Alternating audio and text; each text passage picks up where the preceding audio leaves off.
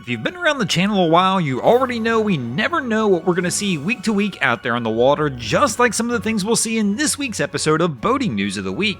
Our first story to make the boating news this week is going to take us over to California, where this was the scene just a couple days ago in Marina del Rey. The videos were caught by some viewers of the channel who happened to be in the area at the time of the incident. I tried to look up and see if there was any information about the incident online, and there really is very little, but probably for good reason. The local fire department's reaction time was so fast to this incident that no injuries were reported, and somehow luckily they were able to keep the fire contained to the single vessel you see ablaze in the images, which is pretty impressive considering how many vessels you see are in the marina. Our next story to make the boating news this week is going to take us over to Spain, where this was the scene just a couple weeks back on a rocky islet just off the coast of Galicia when 4 fishermen were out fishing and all of a sudden their vessel got slammed into the rocks. The fishing vessel seen in the images here is the Nuevo Bayon, and actually a Good Samaritan vessel saw this crew fishing extremely close to the rocks, and they noticed that something went wrong and quickly called the Galician Coast Guard. Fortunately, they launched a rescue vessel to the scene. By the time they arrived, this is what they witnessed: the boat being battered and destroyed up against the rocks. Fortunately, the 4 crew members who were on board the vessel were quickly able to disembark and climb up onto the rocky islet to safety.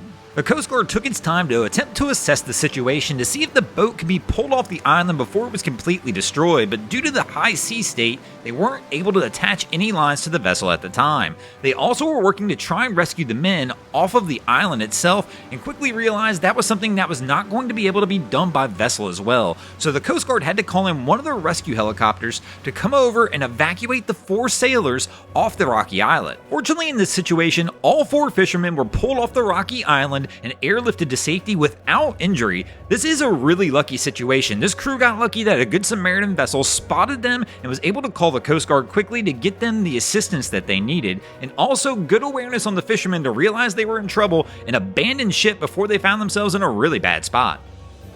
Our next story to make the boating news this week is going to take us over to Mexico, where this was the scene several weeks back, and many of you have probably heard this story by now, but we're gonna touch on it for just a brief moment because of the devastating effects that it had to the boating community and the overall community in Acapulco as well. This is the scene after Hurricane Otis came on shore in Acapulco as a Category 5 hurricane. Acapulco is a key boating hub in Mexico and typically home to many yachts in Acapulco Harbor, as we see here. And of course, that number increased as Hurricane Otis bared down on the coast, as many boaters came to the harbor seeking refuge from the storm. Unfortunately, many did not find that refuge. As Hurricane Otis came on shore, it battered the boating industry all around Acapulco, with as many as 33 vessels found sunk in the harbor, many of them super yachts, and hundreds of boats that we see here tossed up and thrown on the shore. This community was absolutely devastated by this hurricane. Our heartfelt condolences and prayers go out to the people of Acapulco as they try and rebuild their community.